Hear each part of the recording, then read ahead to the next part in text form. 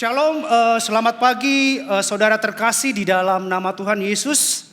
Saya bersyukur bisa kembali bersama-sama beribadah dengan saudara yang menyaksikan ibadah ini secara onsite dan juga saudara yang menyaksikan ibadah ini secara online.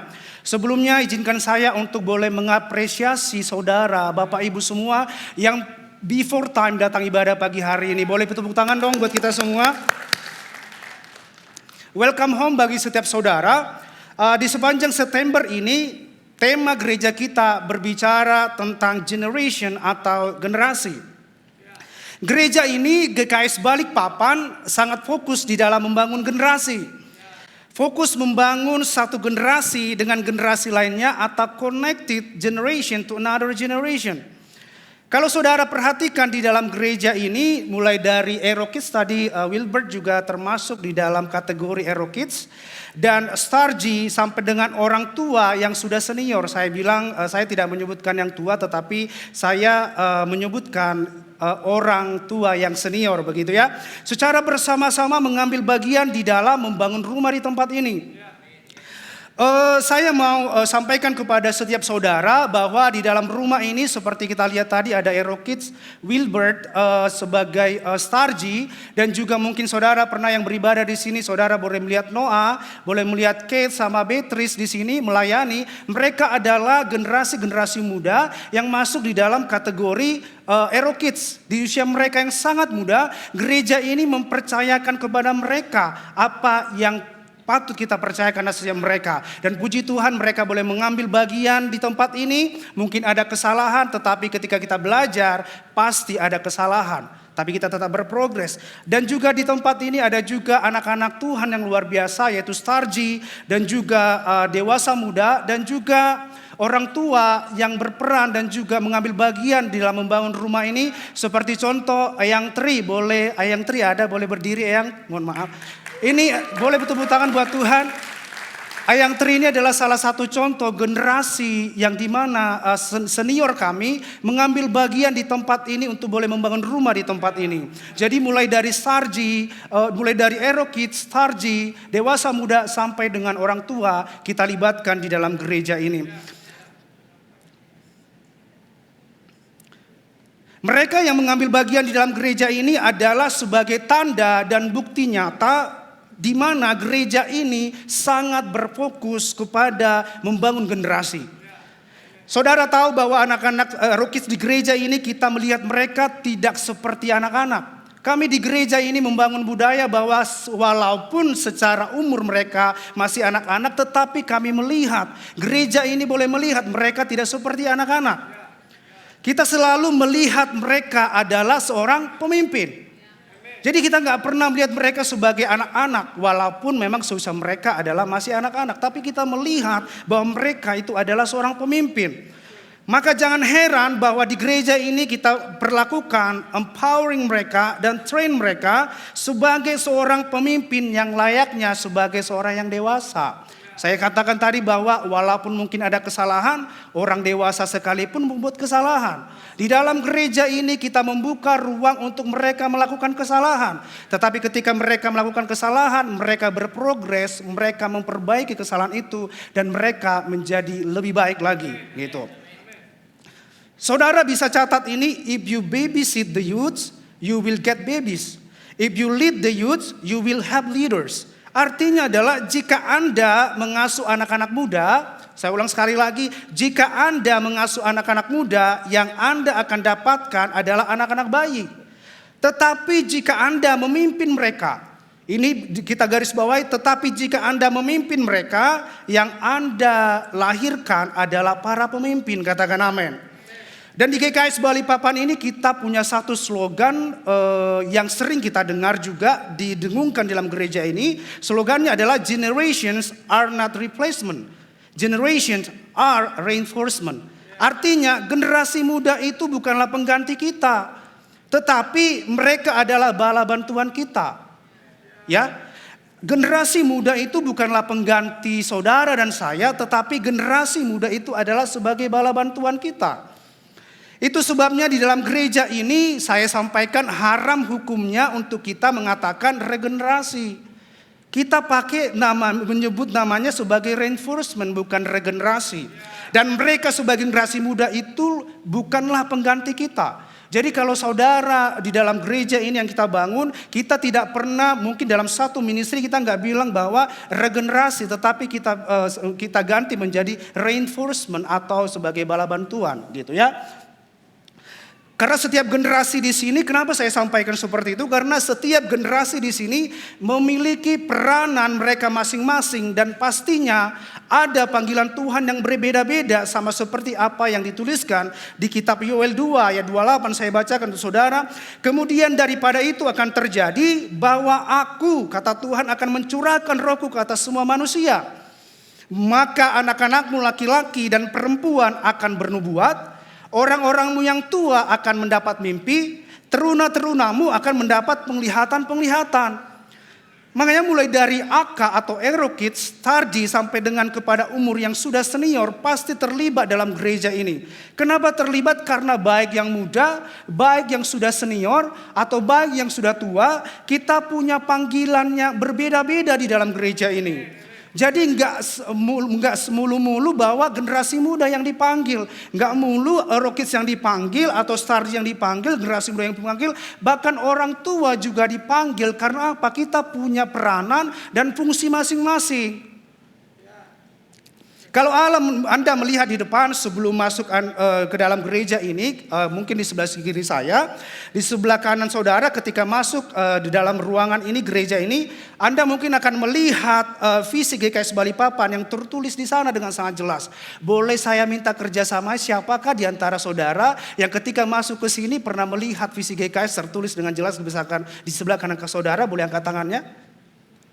Dan visi GKS Balikpapan itu ada tertulis di sebelah kanan ketika saudara masuk ke sini. Dan visi GKS Balikpapan itu adalah we see a Christ-centered generation who influences the world.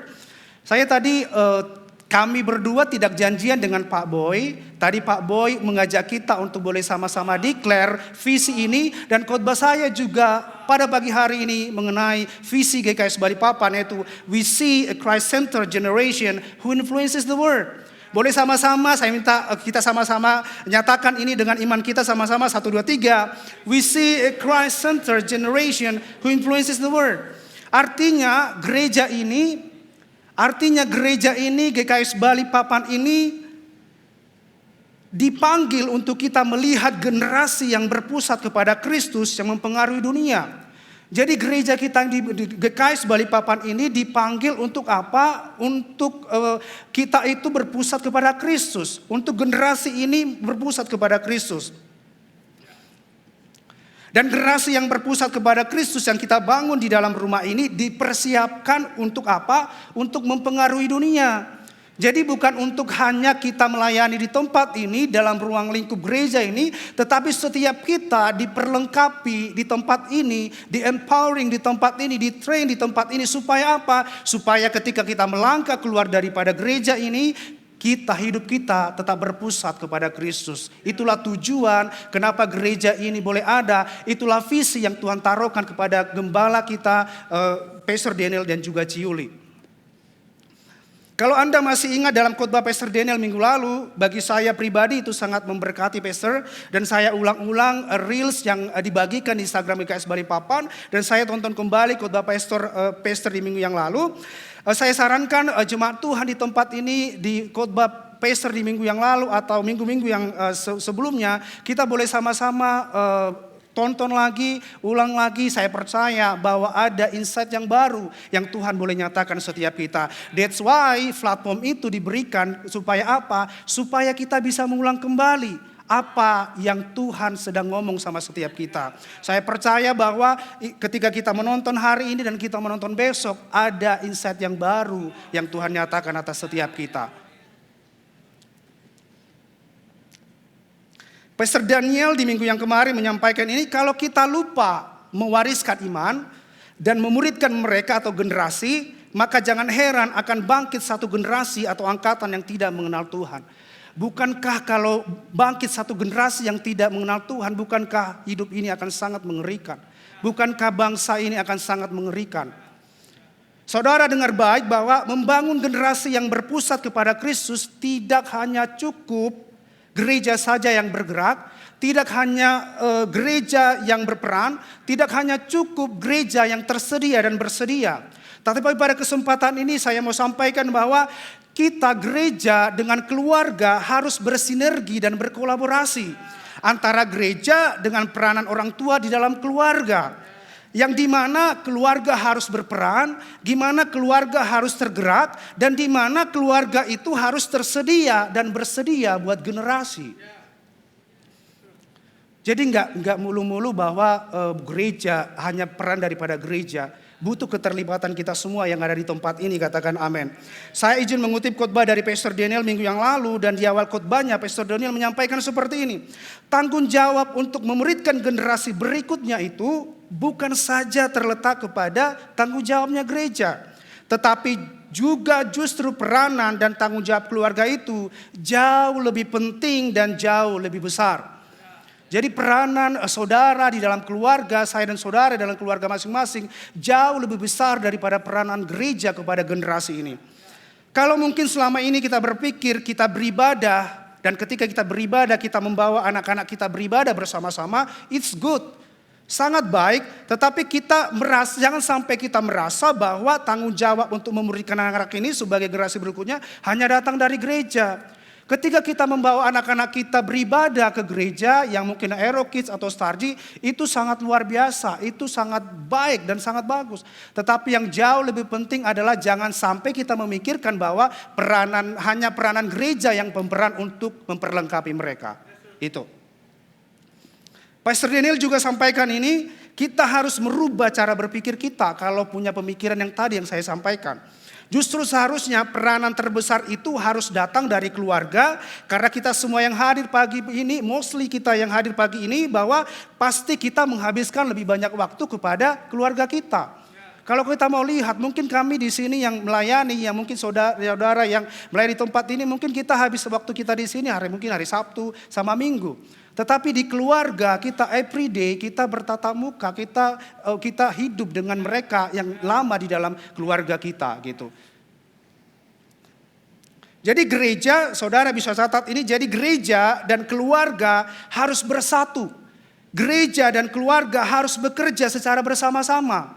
Jadi nggak bisa satu yang jalan, satunya enggak. Jadi kita berdua berjalan bersama-sama antara kaki kanan sama kaki kiri. Contoh kalau kaki kanan adalah keluarga, kaki kiri adalah gereja. Kita harus bekerja bersama-sama, berjalan bersama-sama untuk melahirkan generasi yang hidupnya berpusat kepada Kristus.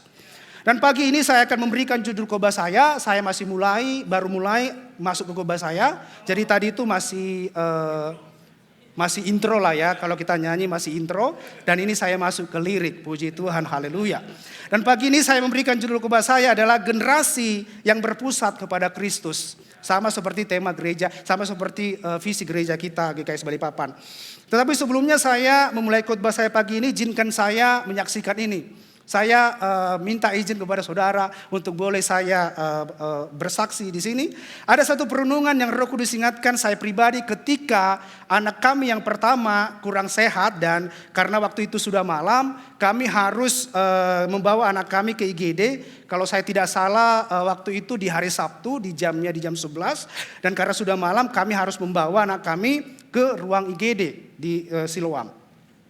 Waktu di mana saya menunggu obat dan menyelesaikan pembayaran di kasir, petugas kasirnya bilang begini yang membuat saya agak shock gitu ya, yang membuat saya sehingga perenungan ini ada gitu loh. Sehingga perenungan ini ada. Waktu saya ke kasir dan mulai pembayaran, si kasirnya bilang begini, "Pak, sekarang di rumah sakit ini kebanyakan yang sakit itu adalah anak-anak. Dan bahkan mereka yang dirawat inap, mostly mereka adalah anak-anak yang sakit." Jadi sampai waktu itu ketika saya dan istri ke sana, sampai ruangan di rumah sakit itu juga penuh anak-anak yang rawat inap karena sakit. Tetapi 2 atau 3 hari berselang kami harus bawa lagi anak kami ke IGD karena mengalami muntah-muntah. Karena mungkin reaksi dari sakitnya yang sebelumnya belum tuntas ketika pertama kali kami bawa anak kami ke IGD, ya 2-3 hari lagi mungkin sakitnya karena tidak tuntas itu bereaksi kembali gitu. Awalnya kami ke rumah sakit Siloam karena jujur rumah kami lebih dekat ke rumah sakit Siloam daripada ke rumah sakit yang lain. Dan tetapi ketika kami ke Siloam tadi seperti saya sampaikan bahwa di IGD-nya penuh dengan orang yang sakit dan antri gitu. Sampai ketika kita sudah masuk di ruang IGD, mungkin saudara yang pernah ke ruang IGD di Siloam, saudara lihat ada kursi-kursi ditaruh di ruangan itu dan itu penuh. Bahkan banyak ada yang tidur tergeletak di situ, tidur penuh. Dan akhirnya istri saya bilang mending kita ke rumah sakit Pertamina saja gitu karena kita melihat antri. Tetapi puji Tuhannya ketika kami perjalanan ke Siloam dan ke Pertamina, rumah sakit Pertamina, kami sampai di sana puji Tuhan penuh juga. Penuh juga gitu ya, sampai saya mikir, yang saya panggil istri saya, kalau tadi tahu begini mendingan kita di Siloam aja, nggak terlalu nunggu lama gitu ya. Maksudnya dengan jarak perjalanan dan kita menunggu di sana, harusnya kita sudah dilayani di rumah sakit Siloam. Tetapi puji Tuhannya dokter di sana itu langsung menghampiri kita. Jadi memang penuh ruang-ruangan di IGD itu penuh semua. Waktu kita ngantri, waktu kita duduk di ruang IGD itu dokternya nyamperin kita dan periksa anak saya pada waktu itu dan disarankan untuk dirawat inap. Dari apa yang saya lihat dan alami beberapa hari yang lalu di rumah sakit dan mendengar info dari petugas rumah sakit bahwa begitu banyak anak-anak yang sakit secara fisik. Tahukah saudara bahwa tiba-tiba di rumah sakit waktu saya mempersiapkan, dan ini juga yang pertama kali ketika saya dipercayakan boleh khotbah membagikan firman di sini. Ini yang pertama kali saya mempersiapkan khotbah saya di rumah sakit. Selama ini di rumah gitu, tapi ini di rumah sakit. Tetapi yang luar biasanya yang saya emes dengan Tuhan, di dalam anak saya mungkin lagi kurang sehat dan sakit, Roh Kudus ingatkan saya bahwa ada satu hal yang Roh Kudus ingatkan. Dan Roh Kudus sampaikan kepada saya begini. Apakah kamu tahu bahwa ada yang jauh lebih daripada sakit secara fisik? Yaitu sakit secara rohani. Ketika saya datang, ketika Roh Kudus boleh sampaikan kepada saya. Apakah kamu pernah berpikir bahwa ada sakit yang jauh lebih mengerikan daripada sakit secara fisik? Yaitu sakit secara rohani. Orang sakit secara fisik akan dibawa berobat kemana? Ke rumah sakit. Pertanyaannya bagaimana dengan orang sakit? Orang sakit secara rohani akan dibawa kemana? Jawabannya hanya dibawa kepada Kristus. Amin. Amin. That's why khotbah saya pagi ini relate dengan visi GKS Balikpapan bahwa kita sebagai keluarga, kita sebagai gereja harus bersama-sama membawa setiap generasi untuk hidupnya apa? Untuk hidupnya berpusat kepada Kristus. Sehingga mereka sehat secara rohani. Ketika mereka sakit secara rohani, kita bawa mereka kepada Kristus, maka mereka akan sembuh secara rohani. Dan akhirnya apa? Orang yang sehat secara rohani, akhirnya hidup mereka akan mempengaruhi dunia. Kalau mereka sakit secara rohani, mungkin mereka akan mempengaruhi dunia, tetapi mempengaruhi dunia yang seperti apa? Tetapi kita mau mereka sehat secara rohani, mereka mempengaruhi dunia dan hidup mereka berpusat kepada Kristus. Dengan kecanggihan zaman hari-hari ini dan fasilitas yang begitu canggih, sangat mudah bagi dunia untuk menarik mereka untuk sama dengan dunia ini. Jadi saudara sadar atau tidak sadar bahwa dunia hari-hari ini yang semakin canggih, yang semakin modern, itu sebenarnya sebagai bagian di mana akan lebih mudah bagi dunia itu untuk menarik kita untuk sama seperti mereka. Tetapi dengar baik, jika generasi ini tidak dibangun dengan dasar yang kuat, mereka akan sangat mudah untuk sama dengan dunia ini. Kalau kita tidak bangun mereka dengan dasar yang kuat, mereka generasi anak-anak kita akan sangat mudah untuk ditarik dan sama dengan dunia ini. Inilah tugas dan tanggung jawab keluarga dan gereja untuk generasi ini. Saya ulang sekali lagi, inilah tujuan gereja, saudara dan saya di dalam kehidupan kita bersama dengan generasi. Saya percaya bahwa jika ini dikerjakan secara bersama-sama antara gereja dengan saudara, antara gereja dengan keluarga, saya percaya bahwa anak-anak kita akan tumbuh sebagai pribadi yang hidupnya akan berpusat kepada Kristus. Jadi sebelum kita pulang daripada tempat ini, ayo kita komitmen dalam hati kita, kita benar-benar kita benar-benar berkomitmen untuk memperlengkapi setiap generasi, kita bersinergi, kita bekerja sama antara gereja dengan keluarga untuk memperlengkapi generasi-generasi muda. Kalau kita tidak mau melihat anak-anak kita menjadi anak-anak yang sama dengan dunia ini.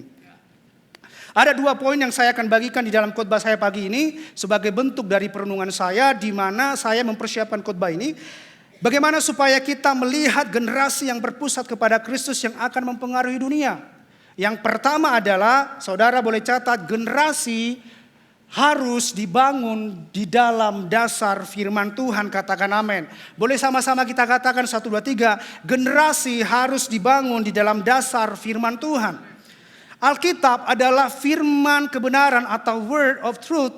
Kalimat-kalimat kebenaran. Alkitab itu adalah hikmat kebenaran. Alkitab itu adalah isinya adalah tentang kebenaran. Tanpa mengerti kebenaran akan firman Tuhan, kita semua di tempat ini akan buta dan kita semua di tempat ini akan tuli. Tanpa kebenaran firman Tuhan. Jika Anda mau melihat generasi ini sebagai generasi yang akan mempengaruhi dunia, generasi ini harus dibangun di dalam dasar firman Tuhan. Gak ada yang lain. Generasi ini harus dibangun di dalam dasar firman Tuhan kalau kita melihat generasi kita berpusat kepada Kristus. Mari dengan cepat sama-sama kita mulai pembacaan firman Tuhan dari Mazmur 119 ayatnya 105 sebagai dasar yang kuat bagi kita untuk membangun sebuah generasi yang berpusat kepada Kristus. Sama-sama kita baca di Mazmur 119 ayat 105 dalam terjemahan barunya. Karena firman ini cukup singkat, boleh kita sama-sama membaca 1, 2, 3. Firman-Mu itu pelita bagi kakiku dan terang bagi jalanku. Sekali lagi, firman-Mu itu pelita bagi kakiku dan terang bagi jalanku. Saya ada buat slide di sini dari firman di Mazmur 119 ayat 105. Saya tuliskan di sini firman itu sama dengan pelita. Firman itu sama dengan terang. Di dalam perenungan akan firman Tuhan di Mazmur 119 ini saya mulai mencoba mencari apa fungsi daripada pelita itu. Sederhananya fungsi daripada pelita itu, boleh next slide mungkin. Sederhananya fungsi daripada pelita itu adalah menerangi. Oh saya tidak ada buat di slide ya, sorry. Sederhananya pelita fungsinya menerangi, memperjelas, membantu kita dan menuntun kita di dalam kegelapan. Saya coba searching di Google bagaimana bentuk pelita pada zaman itu, pada zaman perjanjian lama. Dan mungkin ini adalah gambar ini mewakili pelita pada waktu itu. Gambarnya seperti ini. Seperti ini gambar pelita. Dan saya percayalah saudara bahwa saya nggak punya barang ini gitu. Tapi waktu saya melihat ini saya berdoa Tuhan Yesus, one day suatu saat saya akan pergi ke tanah perjanjian itu. Dan saya akan bawa oleh-oleh ini gitu ya. Amin. Setidaknya gambar ini bisa menggambarkan bentuk daripada pelita dari zaman itu. Why? Kenapa saya tampilkan bentuk daripada pelita ini? Karena ada maksud Tuhan yang Tuhan nyatakan atas saya ketika mempersiapkan korban ini. Dalam perenungan saya mulai bertanya kepada pemazmur menuliskan di Mazmur 119 ayat 105. Boleh ditampilkan ayatnya di 119 ayat 105 itu. Mazmur 119. Saya mulai bertanya mengapa pemazmur menuliskan di Mazmur 119 ayat 105 ini dengan kata firman-Mu itu adalah pelita. Makanya saya enggak tadi kenapa kita sampilkan di depan itu tentang pelita karena ada hubungannya dengan Mazmur 119. Dan kita tahu bahwa pelita itu penerangannya mungkin hanya bisa menerangi 1 sampai 2 meter. Boleh balik tadi ke pelita tadi. Kalau kita lihat pelita itu ketika kita nyalakan mungkin hanya bisa mungkin hanya bisa menerangi 1 sampai 2 meter saja. Jadi nggak mungkin bisa sampai 1 kilometer gitu ya. Dan kita tahu kenapa saya bertanya begini, kenapa di Alkitab itu tidak dituliskan bahwa firman itu seperti lampu sorot gitu loh. Seperti lampu sorot ini kan jangkauannya luas ya. Apalagi kalau kita lihat di pasar malam gitu ya. Saya juga dari Kejauhan tapi di sorot lampunya itu jauh dia bisa menyorot ini ya. Dan kenapa di Alkitab itu tidak menyebutkan firman Tuhan itu adalah lampu sorot? Karena pencahayaannya lampu sorot itu mungkin bisa 1 kilometer ke depan. Tapi yang saya tahu bahwa zaman dulu mungkin tidak ada lampu sorot. Ya, tetapi lebih daripada lampu sorot ini saya mau katakan bahwa fungsi daripada pelita ini, tahukah Anda di dalam perenungan saya akan Mazmur 119 ayat 105 ada hal yang sangat menarik hati saya. Ada hal yang sangat menarik hati saya. Saya nggak tahu apakah saudara pernah dengar ini, tetapi ini perenungan yang saya dapatkan dan Roh Kudus sampaikan ini atas setiap saya. Mengapa pemazmur menuliskan firman itu adalah pelita? Saya ulang pertanyaan saya, mengapa pemazmur menuliskan firman itu adalah pelita?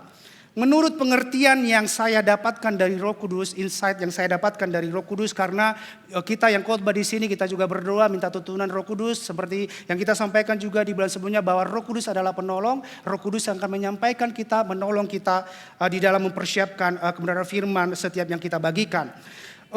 Menurut pengertian yang saya dapatkan dari Roh Kudus, saya akan coba ilustrasikan maksud dari pemazmur mengapa firman itu dikatakan sebagai pelita. Saya sangat berdoa mulai dari saya mempersiapkan khotbah ini, saya berdoa sama Tuhan supaya saya boleh menyampaikan ini dengan bahasa yang sangat sederhana supaya kita tangkap apa maksud Tuhan atas ilustrasi hari ini.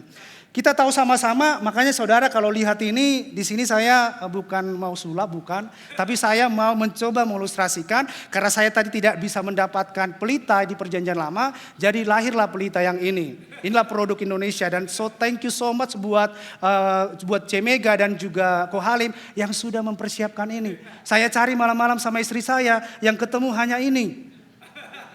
Tapi kan kalau kita lihat perbedaannya ya lebih cocok ini gitu ya. Makanya saya memilih untuk menurunkan ini dan saya memperagakan ilustrasi dengan ini. Kita tahu sama-sama jarak pencahayaan pelita itu tadi hanya mampu mungkin menerangi sampai 2 meter. Jika kita tinggalkan pelita ini di tempat ini, saya coba nyalakan dulu. Semoga nyala ya.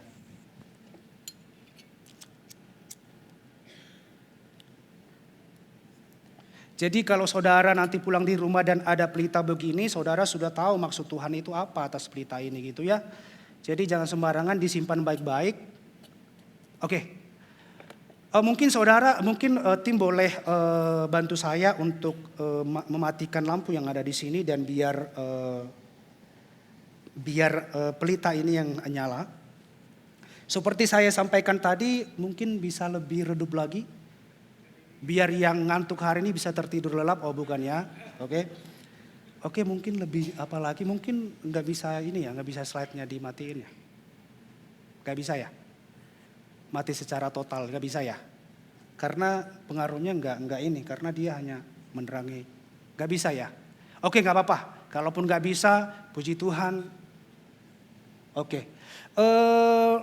Pelita ini seperti saya sampaikan tadi bahwa cara kerja daripada pelita ini mungkin kalau ini redup semua mungkin hanya bisa menerangi 1-2 meter. Cara kerja daripada pelita ini hanya bisa menerangi 1-2 meter. Dan boleh ditampilkan di slide-nya mungkin di Mazmur 119 ayat 105. Di dalam perenungan saya ketika kenapa firman Tuhan katakan pelita itu adalah firman itu pelita dan firman itu pelita bagi kakiku dan terang bagi jalanku. Mungkin saya nangkap Mazmur dari nangkap arti daripada pemazmur kenapa sampai mereka menyebutkan pelita ini sebagai firman karena ketika pelita ini saya letakkan di sini mungkin akan hanya bisa menerangi 1-2 meter. Tetapi kalau semisalnya saya letakkan pelita ini di sini, saya masih bisa melihat mungkin 1-2 meter. Tapi ketika saya meninggalkan pelita ini, saya berjalan, ini anggap saja ini gelap ya, anggap saja ini gelap. Ketika saya berjalan 2, 3, 4 meter berjalan dan saya meninggalkan pelita itu, apakah saya bisa melihat jalan dengan baik? Enggak akan bisa. Ketika saya tinggalkan pelita ini di sini dan saya berjalan di dalam kegelapan, saya nggak akan bisa melihat jalan dengan benar. Saya mungkin akan bisa tabrak sana, tabrak sini. Ketika saya tidak membawa pelita itu. Tetapi ketika saya membawa pelita ini, yang dimana pelita ini adalah sebagai gambaran firman Tuhan dalam hidup kita. Ketika saya boleh bawa ini berjalan, saya akan bisa melihat, oh ada tangga. Ketika ada tangga, saya akan turun mengikuti arah tangga. Tapi kalau saya tinggalkan ini pelita di sana, saya nggak akan tahu ini tangga. Dan saya bisa akan terjatuh, benar? Kalau saya lihat, kalau saya tidak bawa ini pelita ini, saya akan melihat ini, ya biasa aja bisa berjalan. Tetapi ini adalah jurang contohnya. Tapi ketika saya bawa pelita ini saya boleh melihat, oh ini ternyata jurang. Dan ketika saya berjalan membawa ini pelita ini, saya dengan jelas akan bisa melihat di mana saya akan berjalan dan menuntun saya kepada tempat dan tujuan di mana saya akan datang. Tetapi kalau ini saya tinggalkan di sini, apakah saya bisa mungkin berjalan, tetapi akan saya tabrak sana, tabrak sini. Saya lihat di sini seperti apa, saya akan jatuh. Akhirnya apa? Mencelakai hidup saya. Why, kenapa waktu ketika saya renungkan ini luar biasa pemazmur, kenapa sampai bilang pelita? Karena apa? That's why firman Tuhan ini harus tetap hidup di dalam kita. Kita gak bisa tinggalkan saudara. Kalau mau kita melihat hidup kita dan generasi ini melihat berpusat kepada Kristus, udah mati. Bayangkan aja ya sudah hidup ya, karena memang minyak lampu susah. Gitu ya. Jadi tadi C Mega sampai bilang udah cari di mana-mana gitu ya. Dan anggap aja ini apa? Jadi kalau pelita ini kita bawa senantiasa, yaitu dikatakan di Mazmur 119, firman-Mu itu pelita bagi kakiku. Dan firman inilah yang akan menuntun saya untuk boleh berjalan dan sampai kepada tujuan Tuhan. Firman inilah yang akan kasih tahu, hey Henry, kalau kamu berjalan ke sana ada tangga. Firman ini, pelita ini, firman inilah yang akan melihat kamu berjalan mengikuti tangga. Firman ini juga yang bilang, hey Andre, itu ada lubang, saya akan menghindari lubang itu. Dalam kehidupan kita, firman inilah yang akan kasih tahu kita supaya kita hidup sesuai dengan apa yang Tuhan perkatakan atas hidup kita. Kalau kita tidak tinggal diam, kalau kita tidak hidup dengan firman ini, hidup kita tidak dibangun berdasarkan firman ini, hidup kita akan sama seperti di dunia ini. Bukan lagi kita mempengaruhi dunia, tetapi dunia yang akan mempengaruhi kita. Mungkin cukup jelas penjelasan saya, amin. Bisa ditangkap ya. Puji Tuhan, kuasa doa saya berhasil ya. Oke, boleh dinyalakan.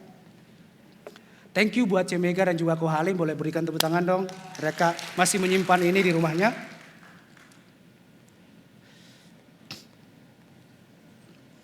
Tahukah saudara atau sadarkah saudara bahwa hari-hari ini adalah hari bukan lagi hari-hari yang semakin baik. Kenapa saya sampaikan seperti itu? Karena firman Tuhan berkata, mari sama-sama kita baca di Matius 24 ayat 12 terjemahan barunya. Dan karena makin bertambahnya kedurhakaan, maka kasih kebanyakan orang akan menjadi dingin. Di versi Alkitab mudah dibacanya lebih jelas dan lebih sederhana dikatakan berbagai kejahatan akan terjadi di dunia sehingga kasih dari kebanyakan orang percaya akan semakin memudar.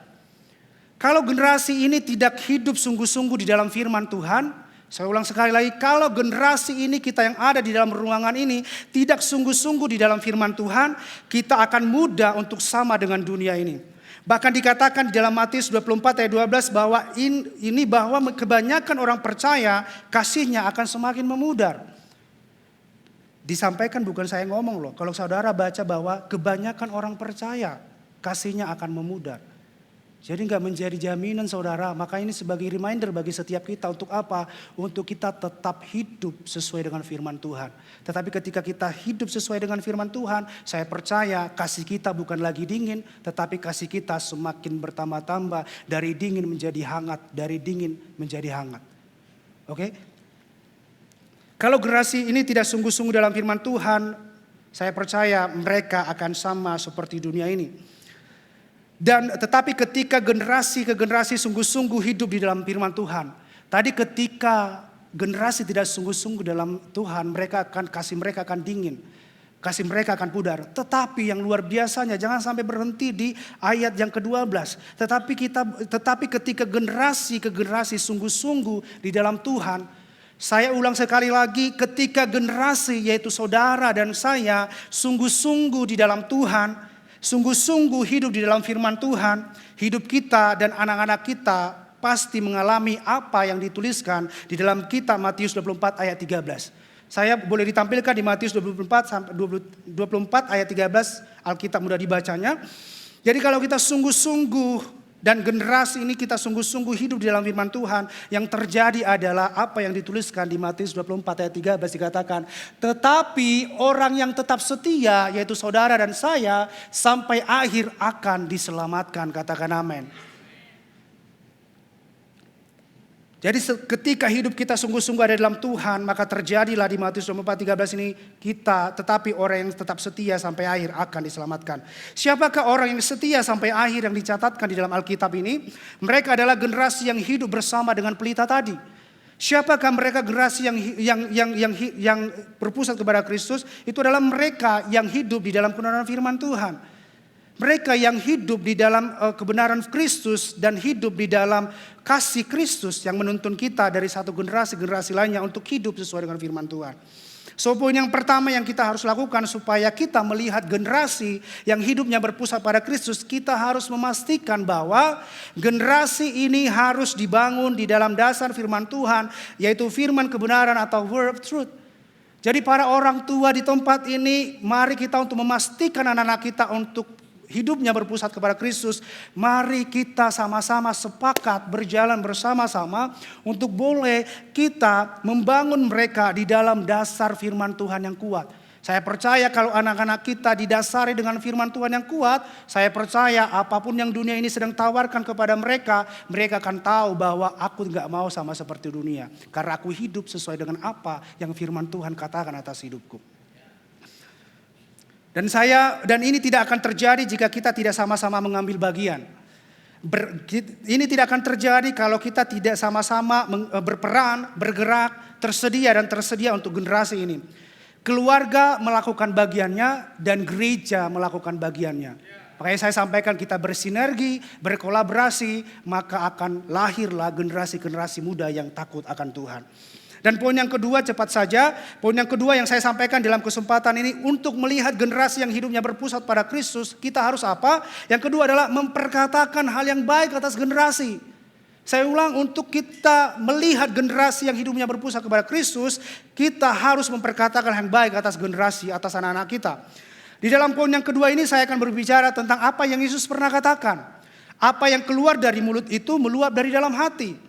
Apa yang keluar dari mulut itu keluar dari dalam hati. Kalau saudara memperhatikan baik-baik di dalam Alkitab, Tuhan Yesus tidak pernah memanggil murid-muridnya itu dengan sebutan, hai kamu keturunan ular beludak. Yesus gak pernah sama sekali menyebut murid-muridnya sebagai keturunan ular beludak. Kalau saudara baca, siapa tahu saya salah baca, boleh make sure saudara bahwa saudara baca di Alkitab saudara tidak pernah Yesus memperkatakan, hai kamu keturunan ular beludak kepada murid-muridnya. Yesus tidak pernah juga menyebut orang-orang berdosa dengan sebutan, hai kamu keturunan ular beludak, padahal itu orang berdosa. Tapi kalau saudara baca Alkitab saudara, tidak pernah sekalipun Yesus berkata kepada orang berdosa bahwa hai kamu keturunan ular beludak. Tetapi ketika Yesus bertemu dengan orang Farisi, dengan ahli-ahli Taurat yang tahu betul seluk-beluk Alkitab di mana sebatas pengetahuan mereka saja dan tidak menghidupinya, ketika Yesus berdiri di hadapan mereka, Yesus berkata, hai kamu keturunan ular beludak. Kenapa Yesus ngomong sama orang-orang Farisi pada waktu itu? Kenapa Yesus ngomong kepada ahli-ahli Taurat pada waktu itu, hai kamu keturunan ular beludak? Kenapa demikian? Mari sama-sama kita lihat apa yang dituliskan di Matius 12 ayat 34-35 di dalam terjemahan barunya. Saya bacakan buat saudara. Hai kamu keturunan ular beludak, bagaimanakah kamu dapat mengucapkan hal-hal yang baik sedangkan kamu sendiri jahat? Karena yang diucapkan mulut meluap dari hati. Ayat 35, orang yang baik mengeluarkan hal-hal yang baik dari pembendaharaan yang baik. Dan orang yang jahat mengeluarkan hal-hal yang jahat dari pembendaharannya yang jahat. Perhatikan baik-baik firman ini, karena yang diucapkan mulut meluap dari dalam hati. Kalau saudara mengisi hatimu dengan hal-hal yang baik, maka hal-hal yang baiklah akan keluar daripada mulut saudara. Tapi kalau saudara mengisi hati saudara dengan hal-hal yang buruk, yang jahat, maka akan keluarlah dari mulut saudara hal-hal yang buruk, hal-hal yang jahat.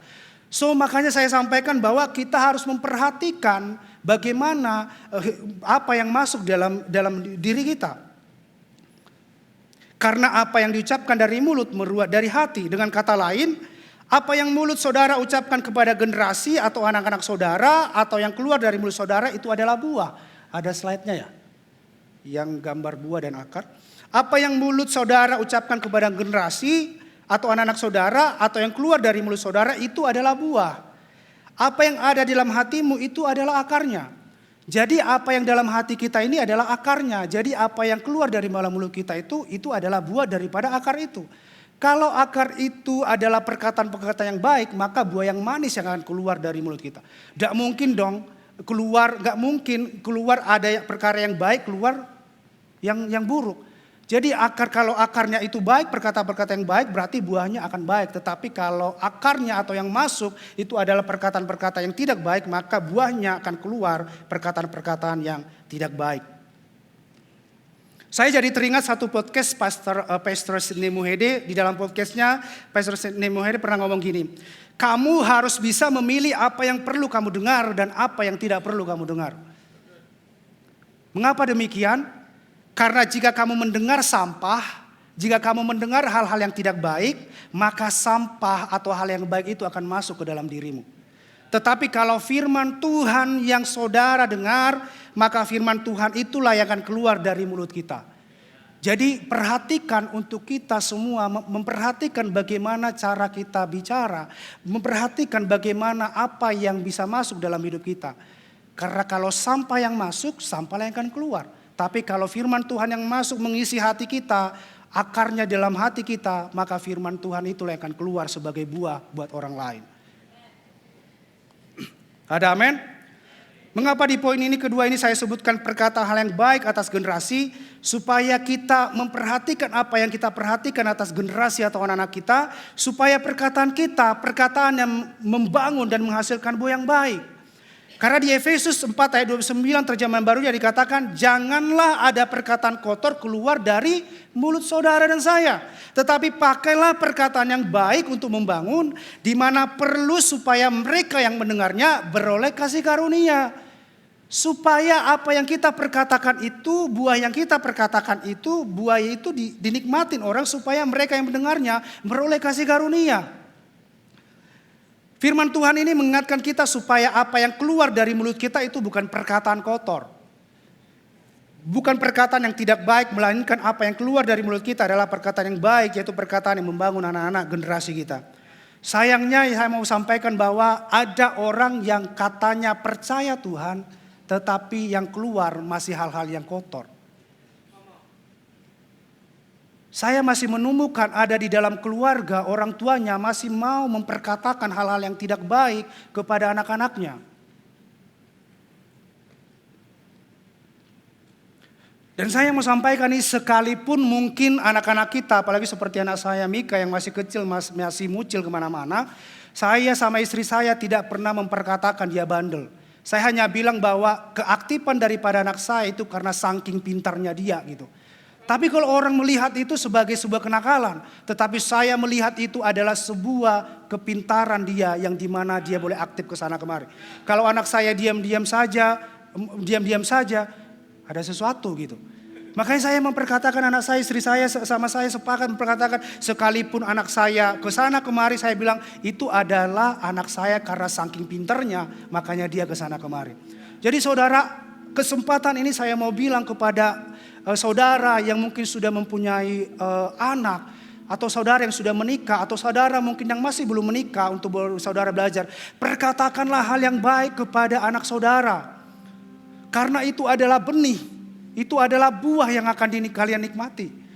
Perkatakanlah hal yang baik, sekalipun saya bilang bahwa mungkin dalam kenyataannya saudara melihat anak saudara mungkin bandel secara dunia ini, tetapi tetaplah memilih untuk memperkatakan bahwa engkau anak yang baik. Engkau anak yang diberkati. Sekalipun mungkin dalam kenyataannya di sekolah dia mungkin dari 20 orang atau mungkin 50 orang, dia ranking terakhir 50 orang, tetap berkatakan, "Nak, engkau pandai, engkau pintar." Karena apa yang benih yang kau tabur itu, itulah yang akan terjadi atas anakmu. Kalau engkau bilang kau bodoh, dari 50 kamu jadi ranking 50, ya bodohlah anak kita. Tapi ketika kita perkatakan, gak apa-apa nak, tahun depan masih ada, perjalananmu masih panjang. Kalau hari ini kamu mungkin di ranking 50, Dedi, Mami percaya dan mengimani bahwa engkau akan next level dan engkau akan mungkin bisa menjadi ranking 1. Perkatakan hal itu kepada orang tua, kepada anak-anak kita. Jangan melihat mereka dengan hal-hal yang tidak baik. Kalau saudara mau anak-anak saudara tumbuh menjadi anak yang hidupnya berpusat kepada Kristus, mulai dari rumah saudara, mulai dari keluarga saudara, perkatakan hal-hal yang baik kepada setiap anak-anak kita. Ketika kita memperkatakan ini, saya percaya bahwa mereka akan lahir sebagai anak-anak yang berpusat kepada Kristus. Karena mereka dihargai di rumah, mereka walaupun dalam perjalanannya mungkin mereka bandel, kita memang nasihati mereka. Tapi jangan sampai kita memperkatakan hal yang tidak baik atas setiap mereka. Bagian kita, keluarga, orang tua, mungkin menasihati mereka. Tetapi nasihat itu jangan sampai memperkatakan hal-hal yang buruk dalam kehidupan mereka. Kesimpulan daripada khotbah saya pada pagi hari ini, jika kita mau melihat generasi ini sebagai generasi yang berpusat kepada Kristus yang akan mempengaruhi dunia, kita sebagai tubuh Kristus yaitu gereja dan juga keluarga harus bekerja bersama-sama. Harus bergerak secara bersama-sama. Dan harus tersedia dan bersedia secara bersama-sama untuk membangun generasi ini dalam dasar firman Tuhan. Karena firman Tuhan itu adalah pelita bagi kaki mereka. Firman Tuhan itu adalah sebagai terang bagi jalan kita. Jadi GKS Balikpapan mulai daripada tempat ini hari ini, yuk kita sama-sama bekerja bersama. Jangan nyerahin anak saudara hanya kepada gereja, tetapi saudara harus ada peranan di situ, dan peranan yang terbesar harus ada pada saudara sebagai orang tua. Dan gereja juga berperan sebagai perannya, gereja berperan dan keluarga juga berperan. Jika mau melihat generasi ini sebagai generasi yang berpusat kepada Kristus yang akan mempengaruhi dunia, kita sebagai tubuh Kristus harus memperkatakan hal yang baik kepada generasi sebelum dan setelah kita. Karena saya percaya firman Tuhan berkata bahwa perkataan itu mengandung kuasa. Apa yang kita perkatakan itulah yang akan terjadi. Jangan pernah memperkatakan hal yang tidak baik atas mereka, sekalipun saudara melihat apa yang mereka lakukan mungkin tidak benar, tetaplah memilih untuk memperkatakan hal baik atas mereka. Tetapi bagian saudara mungkin menasihati anak saudara, generasi-generasi di bawah kita, dan tetap kita memperkatakan hal yang baik atas hidup mereka. Sehingga apa yang baik yang kita perkatakan itulah yang terjadi atas hidup mereka. Di akhir khotbah saya ini, mari sama-sama membangun generasi ini. Di kesempatan ini saya mengajak setiap saudara, Bapak Ibu, mari sama-sama dengan secara bersama-sama kita membangun generasi ini yaitu keluarga dan gereja untuk kita memperkatakan yang baik dan membangun hidup mereka sesuai dengan firman Tuhan. Ketika kita melakukan bagian kita secara bersama-sama antara keluarga dan gereja, maka kita akan melihat dan lahirlah generasi yang hidupnya berpusat kepada Kristus, dan lahirlah generasi-generasi yang luar biasa yang akan Tuhan pakai. Yang dari tempat ini akan lahirlah generasi-generasi yang akan memberkati kota-kota. Generasi-generasi akan lahir daripada tempat ini memberkati bangsa-bangsa, memberkati bangsa Indonesia. Oleh karena itu hari ini kita memperkatakan sebagai benih atas hidup mereka, kita memperkatakan yang baik bahwa anak-anak kita akan memberkati kota ini, memberkati bangsa-bangsa, dan nama Tuhan yang akan dipermuliakan. Mungkin saudara yang masih belum menikah boleh belajar ini. Ketika saudara menikah, perkatakan hal-hal yang baik. Perkatakan hal-hal yang baik, saudara boleh belajar. Kiranya apa yang saya bagikan pagi ini bisa kita implementasikan. Karena sekalipun saya berbicara 1 minggu 10 kali di tempat ini, kalau saudara tidak mengimplementasikan kebenaran firman Tuhan ini, itu hanya segitu gak akan terjadi dalam hidup kita. Yuk sama-sama kita komitmen yang hadir hari ini, kita komitmen dalam hati kita, kita komitmen bersama-sama. Kita mau yuk bangkit bangun generasi ini dengan apa? Dengan membangun mereka dengan hidup akan Tuhan. Gak ada saya melihat bahwa generasi yang takut akan Tuhan hidupnya biasa-biasa aja. Gak ada saya melihat ketika hidup kita sepenuhnya kita serahkan kepada Tuhan, Tuhan gak pernah biarin kita. Tapi kalau semisalnya ada terjadi pun seperti itu, yang kita pertanyakan apakah dia benar-benar sungguh-sungguh hidup di dalam Tuhan. Jadi yuk sama-sama mulai dari pada tempat ini kita punya spirit yang sama, kita punya komitmen yang sama. Kita bangun generasi kita menjadi generasi yang berpusat kepada Kristus. Dan saya percaya semakin hari visi yang begitu jelas disampaikan oleh Tuhan kepada Pastor Daniel dan juga Ciuli itu akan semakin nyata dalam gereja ini. Semakin hari semakin nyata dalam gereja ini bahwa kita akan melihat generasi ini generasi yang berpusat kepada Kristus.